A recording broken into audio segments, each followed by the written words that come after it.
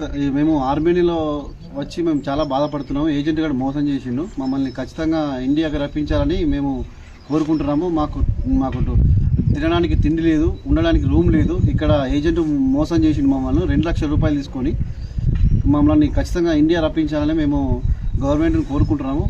ఈ విషయాన్ని వెల్లడించడానికి మేము అందరము ఇది చేసుకుంటున్నాము.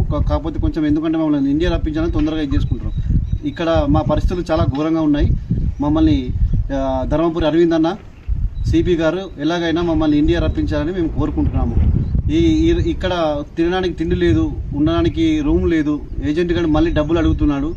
కాబట్టి ఆ ఏజెంట్ల పైన తక్షణమే చర్యలు తీసుకోవాలని మా కరీంనగర్, నిజామాబాదు, జగిత్యాల వాసులమే మేము కోరుతున్నాము. ఇది చూడండి, ఇది మేము ఉండేది ఇక్కడ. వర్క్ ఉందని ఏజెంట్ తీసుకొచ్చి ఇక్కడ వదిలేస్తాడు మమ్మల్ని. ఇది చూడండి ఎలా ఉందో. ఇక్కడ అంతకుముందు పందుల్ని పెంచారట.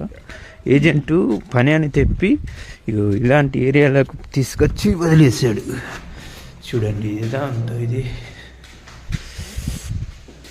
అదంతా కూలిపోయింది. ఇది ఇక్కడ మేమని కాదు, యూపీ నుంచి వెళ్ళి, ఎంపీ నుంచి వెళ్ళి చాలామంది ఏజెంట్లు చైన్ సిస్టమ్ ద్వారా తీసుకొస్తున్నారు. ఇలా చూడండి ఎంతమంది ఉన్నారు. మన వాళ్ళు కూడా బాగా చాలామంది ఉన్నారు. ఇలా చూడండి రూమ్ ఎట్లుందో చూడండి. ఇలా ఎంతమందిని ఇలా చైన్ సిస్టమ్ ద్వారా లక్షలు లక్షలు పోగేసుకుంటున్నారు. ఇది రూమ్ కాదండి, సత్రం ఇది. ఇక ఏజెంట్ తీసుకొచ్చి ఇలాంటి దాంట్లో వారేసిండు. ఎవరిని ఏమనొస్తుంది. ఇక్కడ ఒకటే గ్యాస్ వస్తుంది. ఇది ఒకటే గ్యాస్ వస్తుంది. 20 మంది వండుకోవాలి.